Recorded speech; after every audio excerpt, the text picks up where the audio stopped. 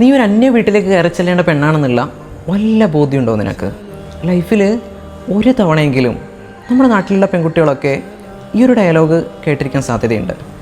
പക്ഷേ ഇതേ ഡയലോഗ് ഒരന്യ വീട്ടിൽ നിന്ന് നിന്നെ മാത്രം വിശ്വസിച്ച് ഒരു പെൺകുട്ടി കടന്നു വരുന്നുണ്ട്. അവളെ നീ പൊന്നു പോലെ നോക്കണമെന്ന് ഒരുപക്ഷെ സൊസൈറ്റി ആൺകുട്ടികളോട് പറയാറില്ല.